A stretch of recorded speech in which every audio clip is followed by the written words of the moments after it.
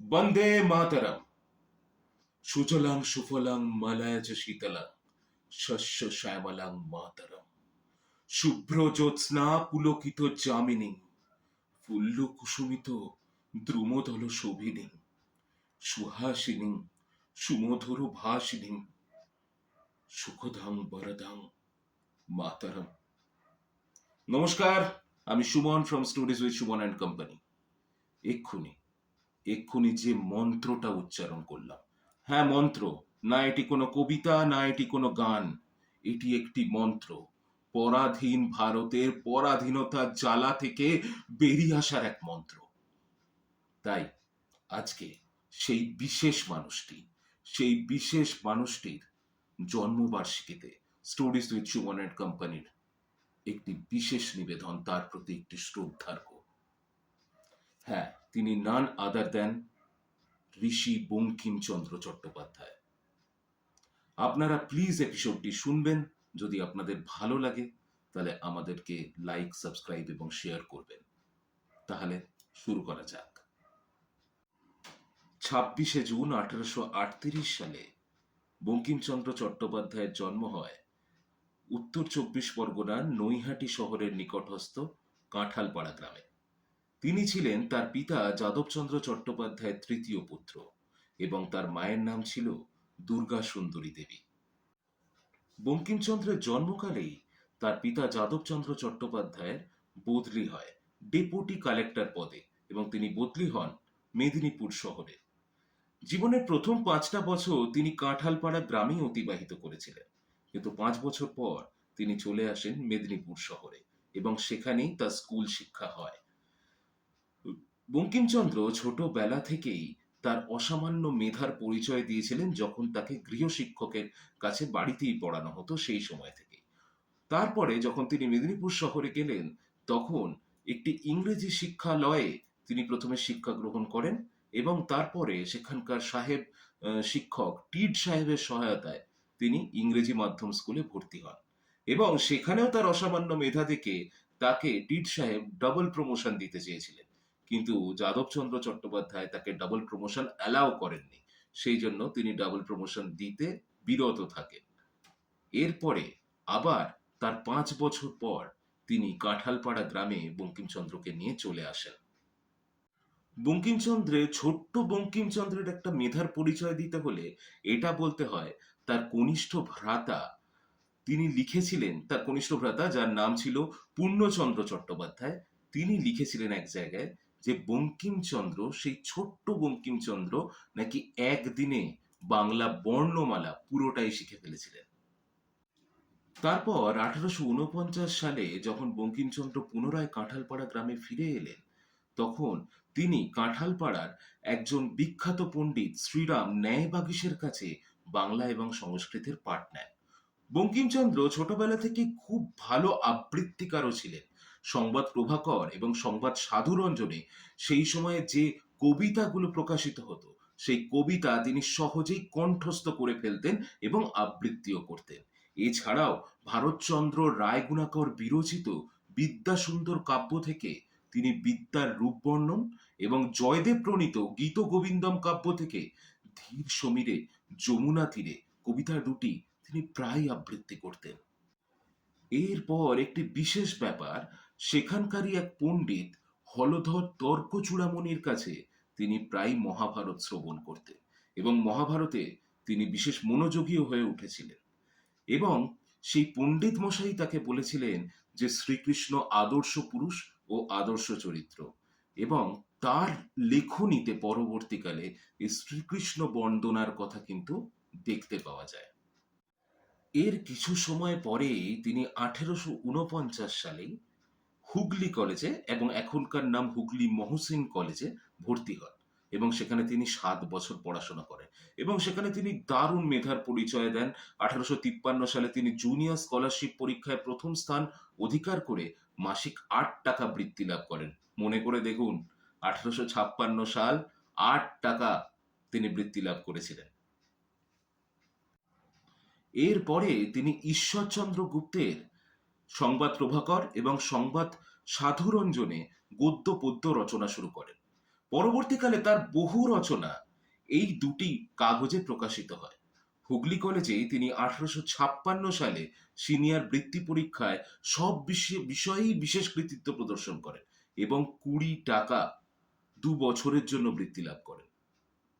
আর সেই বছরই তিনি হুগলি কলেজ ছেড়ে আইন পড়বার জন্য প্রেসিডেন্সি কলেজে ভর্তি হন। 1857 সালের জানুয়ারি মাসে কলকাতা বিশ্ববিদ্যালয় প্রতিষ্ঠা হয় এবং বিশ্ববিদ্যালয় কর্তৃপক্ষ প্রথম যে এন্ট্রান্স পরীক্ষা নিয়েছিল বা প্রবেশিকা পরীক্ষা যখন প্রবর্তন করেছিল, প্রেসিডেন্সি কলেজের আইন বিভাগ থেকে সেই এন্ট্রান্স পরীক্ষায় অ্যাপিয়ার করেন নান আদার দেন বঙ্কিমচন্দ্র চট্টোপাধ্যায়। এবং পরের বছর 1859 সালে প্রথমবারের মতো বিএ পরীক্ষা নেওয়া হয়। মোট 10 জন ছাত্র সে বছর প্রথম পরীক্ষা দিয়েছিলেন এবং উত্তীর্ণ হয়েছিলেন কারা বলুন তো? মাত্র 2 জন। একজন হচ্ছেন বঙ্কিমচন্দ্র চট্টোপাধ্যায় এবং আরেকজন হচ্ছেন যদুনাথ বসু। বঙ্কিমচন্দ্র চট্টোপাধ্যায় তার বাবার মতোই সরকারি চাকরিতেই পরবর্তীকালে কর্মজীবনে যোগদান করেন। তিনি যখন কর্মজীবনে যোগদান করেছিলেন, তিনি তার বাবার মতনই ডেপুটি কালেক্টর এবং ডেপুটি ম্যাজিস্ট্রেটের পদে ভিন্ন ভিন্ন জায়গায় ব্রিটিশ সরকারেরই চাকরি করেছেন এবং খুব সঠিকভাবে, খুব নিষ্ঠার সাথে তিনি সেই চাকরিটা করেছেন এবং সেই জন্যই 1891 সালে তাকে রায় বাহাদুর খেতাব প্রদান করে তৎকালীন ব্রিটিশ গভর্নমেন্ট এবং 1894 সালে Companion of the Most Eminent Order of the Indian Empire এই খেতাবটাও কিন্তু ব্রিটিশ গভর্নমেন্ট তাকে দেয়। কিন্তু মজার বিষয় কি জানেন? মজার বিষয় হচ্ছে এটা যে সরকারি কর্মকর্তা কিন্তু নয়, বরং লেখক এবং বাংলা তথা ভারতের নবজাগরণের অন্যতম মুখ হিসেবে আমরা বঙ্কিমচন্দ্রকে সারা জীবনের জন্য মনে রাখব। কর্মজীবনে তিনি ডেপুটি কালেক্টর এবং ডেপুটি ম্যাজিস্ট্রেট হিসেবে বহু জায়গায় বদলি চাকরি করেছেন, যেমন যশোর, নেগুয়া মেদিনীপুর, খুলনা, বারুইপুর, মুর্শিদাবাদ, কলকাতা, আলিপুর এবং কটকে। পরবর্তীকালে তিনি ঝিনাইদহ বলে একটি জায়গাতেও কালেক্টরের পদে ছিলেন। এবার আসি বঙ্কিমচন্দ্র চট্টোপাধ্যায়ের অনন্য সাহিত্য কীর্তির কথায়। বঙ্কিমচন্দ্র চট্টোপাধ্যায় বাংলা ভাষার প্রথম সার্থক ঔপন্যাসিক ছিলেন। তার দ্বারা বাংলা ভাষার দ্বার উন্মোচিত হয়েছিল বিশ্বের কাছে। তিনি তার জীবদ্দশায় 15টা উপন্যাস লিখে গিয়েছিলেন, যার মধ্যে একটি ছিল ইংরেজি ভাষায় লেখা উপন্যাস।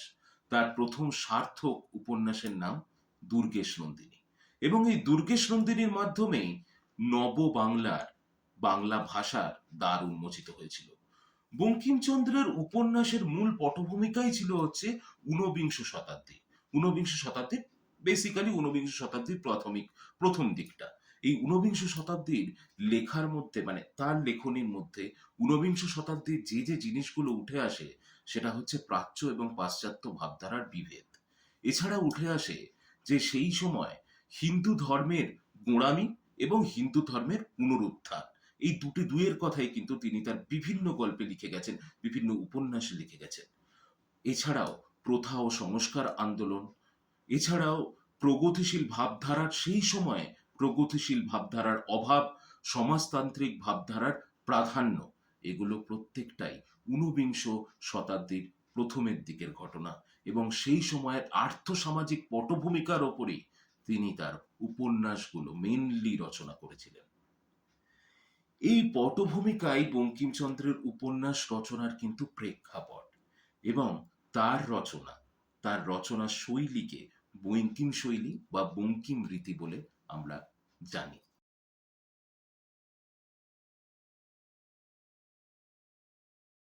বঙ্কিমচন্দ্রের বিশেষ বিশেষ উপন্যাসগুলি হল দুর্গেশ নন্দিনী, কপালকুণ্ডলা, দেবী চৌধুরানী, আনন্দমঠ, বিষবৃক্ষ, রাজসিংহ, ইন্দিরা, সীতারাম প্রমুখ।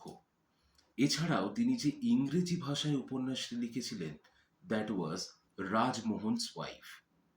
এছাড়া তিনি কমলাকান্ত ছদ্মনামে লিখতেন, তাই তার একটি রম্য রচনার বই হচ্ছে কমলাকান্তের দপ্তর।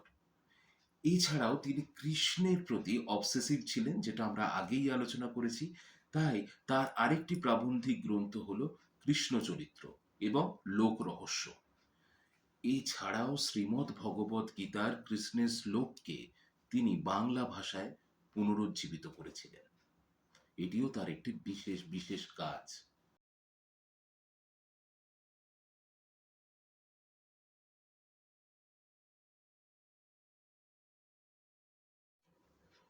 বাংলা সাহিত্যে তার এই অনন্য সৃষ্টির জন্যই তাকে বাংলা সাহিত্যের সাহিত্য সম্রাট বলা হয়।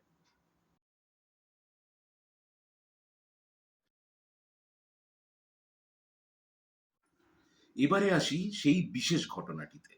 1857 সাল, সিপাহী বিদ্রোহের পর থেকেই তৎকালীন British government god save the king এই গানটিকে তাদের অ্যানথেম হিসেবে বিভিন্ন সরকারি অনুষ্ঠানে এবং সরকারি কার্যালয়ে এই গানটিকে গাওয়াবার ব্যবস্থা করে। তাতে ব্রিটিশার্সদের কোনো সমস্যা ছিল না, কিন্তু সমস্যা শুরু হয় তৎকালীন ভারতীয়দের, অর্থাৎ নেটিভদের। কারণ তাদের মধ্যেও বেশ অনেকেই সরকারি চাকরি করতেন ব্রিটিশ সরকারের অধীনস্থ অবস্থায়। আমাদের বঙ্কিমচন্দ্র চট্টোপাধ্যায়ও ছিলেন ব্রিটিশ সরকারের অধীনস্থ একজন কর্মী, তাই তাকেও কিন্তু এই গান গাইবার জন্য পার্টিকুলারলি ফোর্সও করা হয়। সেই সময় থেকেই তার মনে একটি নতুন বিদ্রোহের বীজ বপন হয়। সেই বিদ্রোহের বীজ নিয়ে আমরা এরপরে আলোচনা করব।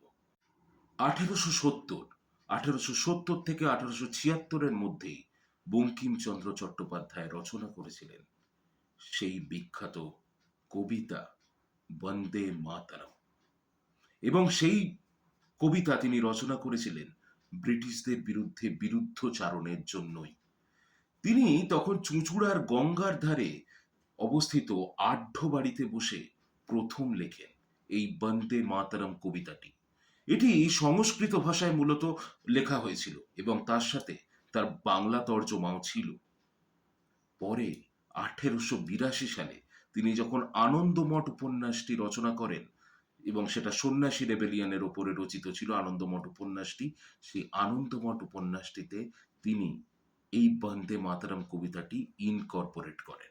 এবং 1882 সালে আনন্দমঠ প্রকাশিত হবার পরেই সঙ্গীতজ্ঞ পণ্ডিত শ্রী যদুনাথ ভট্টাচার্য, যাকে যদু ভট্ট বলেও আমরা চিনি, তিনি কিন্তু সঙ্গে সঙ্গে এই বন্দে মাতরমে কবিতাটিতে প্রথম সঙ্গীত প্রদান করেন।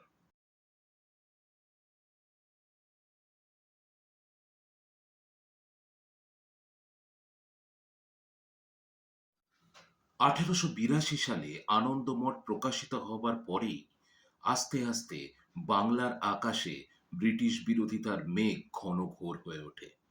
তখন বিপ্লবী তথা স্টুডেন্ট মানে ছাত্রদের মুখেও আনন্দমঠের নাম এবং তাদের মুখে বন্দে মাতরমের শ্লোক মুখে মুখে প্রচারিত হতে থাকে। এরপরে 1896 সালে কলকাতা জাতীয় কলকাতায় জাতীয় কংগ্রেসের অধিবেশনে এই বন্দে মাতরম কবিতাটির প্রথম দুটি স্ট্যাঞ্জা গেয়ে শোনান স্বয়ং রবীন্দ্রনাথ ঠাকুর, এবং তিনি সেটা করেছিলেন ব্রিটিশ বিরোধিতার মূল মন্ত্র হিসেবে বন্দে মাতরমকে তুলে ধরার জন্য। এরপরে 1901 সালে দক্ষিণাচরণ সেন কলকাতার আরেকটি কংগ্রেসের অধিবেশনে এই বন্দে মাতরম গানটি গান। এরপরে আরো কিছুটা পরে 1905 সালে কংগ্রেসের আরেকটি অধিবেশন হয় বেনারসে। সেখানে কবি সরলা দেবী চৌধুরানী এই অধিবেশনে বন্দে মাতরম গানটি আবার পুনরায় গান।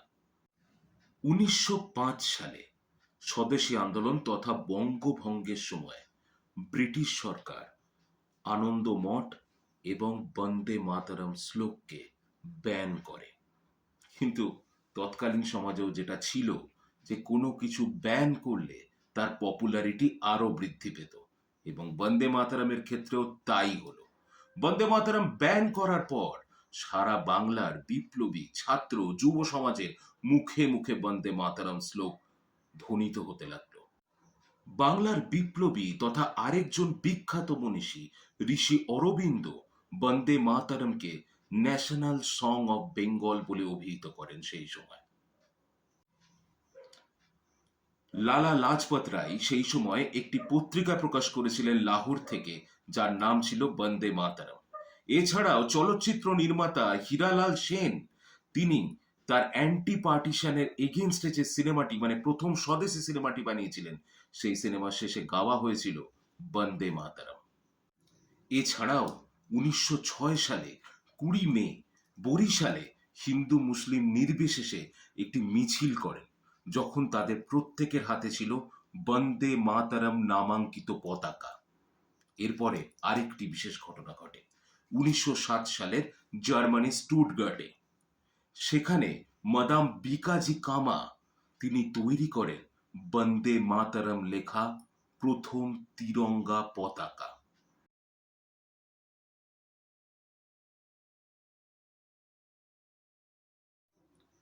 এরপরেও বিভিন্ন গ্রন্থ, বিভিন্ন পুস্তিকা, বিভিন্ন নাটিকা, সব জায়গাতে বন্দে মাতরমের বহুল ব্যবহার শুরু হয়।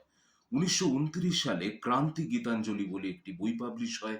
এছাড়াও আরো অনেক বই পাবলিশ হয়, যেখানে বন্দে মাতরমকে একটি বিশেষ জায়গা দেওয়া হয় বাংলার নবজাগরণের মন্ত্র বলে। ভারতের জাতীয় কংগ্রেস 1905 সালেই বন্দে মাতরমকে অ্যাডপ্ট করেছিল, কিন্তু 1937 সালে তারা একটি বিশেষ কমিটি গঠন করে, যে কমিটিতে ছিল মৌলানা আজাদ, জওহরলাল নেহেরু, মহাত্মা গান্ধী, সুভাষচন্দ্র বসু, রবীন্দ্রনাথ ঠাকুর এবং আচার্য দেব। এনারা মিলে সেই কমিটিতে ডিসাইড করা হয় যে বন্দে মাতরম এই গানটির প্রথম দুটি স্ট্যান্জা ভারতের জাতীয় গানের মর্যাদা পেতে চলেছে। এরপর 1946 সালের দিকে জাতীয় কংগ্রেসের মধ্যে থাকা কিছু মানুষ যখন বন্দে মাতরমের বিরোধিতা করেছিলেন, তখন মহাত্মা গান্ধী আসামের একটি সভা থেকে বলেন যে তিনি বন্দে মাতরমের কোনো বিরোধিতা সহ্য করবেন না। বন্দে মাতরম জাতীয় কংগ্রেসের প্রথম জন্ম লগ্ন থেকেই গাওয়া হচ্ছে, এবং তিনি তার রাজনৈতিক দূরদর্শিতা দ্বারা বুঝতে পেরেছিলেন যারা আজকে বন্দে মাতরমকে সরিয়ে জয় হিন্দকে আনতে চাইছে, তারা পরবর্তীকালে জয় হিন্দকেও সরিয়ে দেবে। তাই তিনি একই সাথে বন্দে মাতরম এবং জয় হিন্দ ধ্বনি দুটোই উচ্চারণ করতে বলেন, এবং তিনি সে তৎকালীন কংগ্রেস কর্মীদের এটা মনে করিয়ে দেন যে বন্দে মাতরম এই ধ্বনির সঙ্গে যে ত্যাগ, আত্মবলিদান জড়িয়ে রয়েছে, তা যেন তারা কখনো বিস্মৃত না হয়। এরপর স্বাধীন ভারতের প্রথম প্রেসিডেন্ট ডক্টর রাজেন্দ্র প্রসাদ বন্দে মাতরমকে জাতীয় সঙ্গীত জনগণ মনর সাথে সমমর্যাদা প্রদান করেন, এবং ব্রিটিশরা যে আনন্দ মঠ এবং বন্দে মাতরমের উপর ব্যান করেছিল, সেই ব্যান কিন্তু 1947 সালেই উঠে যায়। এরপর নভেম্বর 2022 সালের এখনকার ভারত সরকার দিল্লি হাইকোর্টে একটি অ্যাফিডেভিট দাখিল করে, যেখানে তারা জানায় যে ভারতের জাতীয় সঙ্গীত জনগণ মন এবং বন্দে মাতরম দুটোই সমমর্যাদা প্রাপ্ত। তাই নাগরিক কুলকে এই দুটি রাষ্ট্রগানের প্রতি সমমর্যাদা প্রদান করতে হবে, সমসম্মান দেখাতে হবে। এরপর 2026 অর্থাৎ এই বছর বন্দে মাতরমের 150তম পূর্তি বছরে ভারত সরকার বন্দে মাতরমের 6টি স্ট্যান্জাকেই সম গুরুত্ব দিয়েছে এবং সমান স্বীকৃতি দিয়েছেন। এর আগে কিন্তু মনে রাখতে হবে বন্দে মাতরমের 2টি স্ট্যান্জাকেই কিন্তু স্বীকৃতি দেওয়া হয়েছিল। এই বছর থেকে 2026 থেকে বন্দে মাতরমের 150তম বছরে এই গানের 6টি স্ট্যান্জাকে সম স্বীকৃতি দেওয়া হয়েছে। এই 2টি স্ট্যান্জা ভারত এবং ভারত মাতার কথা বলে, আর বাকি 4টি স্ট্যান্জায় ভারতের দেবীর কথা বলে। এবার এই 4টি স্ট্যান্জায় কি আছে এবং কেন এই 4টি স্ট্যান্জাকে তৎকালীন জাতীয় কংগ্রেস বা তৎকালীন ভারতবর্ষ অ্যাকসেপ্টেন্স দেয়নি, সেই ব্যাপারে যদি আপনারা জানতে চান, তাহলে আমরা অবশ্যই একটা ডিটেলড ভিডিও নিয়ে আসবো।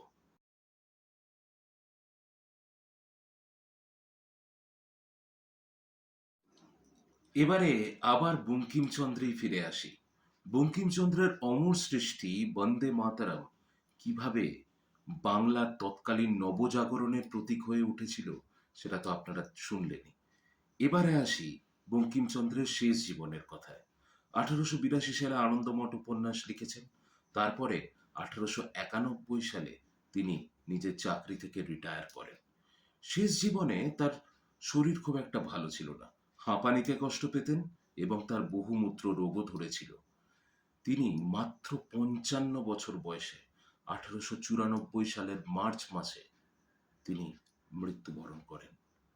কিন্তু এই যে ৫৫ বছর বঙ্কিমচন্দ্র চট্টোপাধ্যায় মাত্র ৫৫ বছর বেঁচেছিলেন, এই ৫৫ বছরের মধ্যে তিনি ১৫টি উপন্যাস, তিনি রম্য রচনা, প্রাবন্ধিক হিসেবেও তিনি যথেষ্ট খ্যাতি লাভ করেছিলেন এবং তিনি কিন্তু আরো কিছু গবেষণামূলক কাজও করেছেন। তার সাথে সাথে তার বন্দে মাতরম, যেটা সারা পৃথিবীতে বাঙালিকে তথা ভারতবাসীকে একটা নবজাগরণের আশ্বাস দিয়েছে।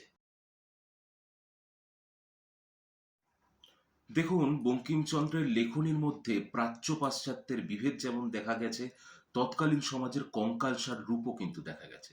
তার সাথে সাথে তিনি হিন্দু ধর্মের গোঁড়ামি নিয়েও যেমন কথা বলেছেন, হিন্দু ধর্মের নবজাগরণ নিয়েও কথা বলেছেন। তাই বঙ্কিমচন্দ্রের সঠিক মূল্যায়ন, তার লেখার সঠিক মূল্যায়ন যদি আপনাদেরকে জানতে হয়, ঊনবিংশ শতাব্দীর সমাজ ব্যবস্থার কথা যদি আপনাদেরকে জানতে হয়, তাহলে বঙ্কিম রচনাবলী অবশ্যই পড়তে হবে। তাই লোকমুখে বঙ্কিমচন্দ্রের কয়েকটি লেখা বা কয়েকটি প্রবন্ধ নিয়ে আলোচনা না শুনে আপনারা দয়া করে বঙ্কিম রচনাবলী পড়বেন এবং তাহলে তাকে কেন সাহিত্য সম্রাট বলা হয় সেই সম্বন্ধে আপনারা একটা সম্যক ধারণা পাবেন। স্টোরিজ উইথ সুমন অ্যান্ড কোম্পানির এই সপ্তাহে বঙ্কিমচন্দ্রের জন্মবার্ষিকীতে আমরা একটি বিশেষ প্রতিবেদন দিলাম। আপনাদের কেমন লাগলো প্লিজ আমাদের কমেন্ট করে জানাবেন এবং বন্দে মাতরম এই শ্লোক সম্বন্ধে, এই গান সম্বন্ধে, এই কবিতা সম্বন্ধে আরো কিছু ইনফরমেশন যদি আপনাদের কাছেও থাকে আমাদেরকে প্লিজ লিখে জানাতে ভুলবেন না। এছাড়া বন্দে মাতরমের ৬টি স্ট্যাঞ্জা থাকা সত্ত্বেও ২টি স্ট্যাঞ্জা কেন গৃহীত হয়েছিল এর আগে, সেই ব্যাপারে যদি আপনারা ডিটেলড ভিডিও চান, আমরা সেই ডিটেলড ভিডিও আপনাদের জন্য আমাদের চ্যানেলে অবশ্যই নিয়ে আসবো। ততদিন ভালো থাকবেন, বঙ্কিমচন্দ্রের জন্মবার্ষিকী সেলিব্রেট করুন এবং তার সাথে সাথে বাংলা এবং বাঙালির আবার যেন পুনরায় নবজাগরণ হয়, এই আশা নিয়ে stories with Suman and company আজকের এপিসোড শেষ করছে। আজকের এপিসোডের তথ্য সহায়তা কোথা থেকে আমরা পেয়েছি আমরা ডেসক্রিপশন বক্সে লিখে দেবো। এছাড়া আমাকে আজকের এই পর্বটি পরিচালনা করে দিয়েছে মমিতা চক্রবর্তী এবং সেও আমাকে কিছু তথ্য সংগ্রহ করে দিয়েছে এবং আমার entire stories with Suman and কোম্পানিকে আমার তরফ থেকে অনেক অনেক ধন্যবাদ এবং সব থেকে বড় ধন্যবাদ আপনাদেরকে। আপনারা ভালো থাকবেন, stories with Suman and company দেখবেন, আপনাদের গুরুত্বপূর্ণ মতামত দেবেন। Till then, take care, good night, by.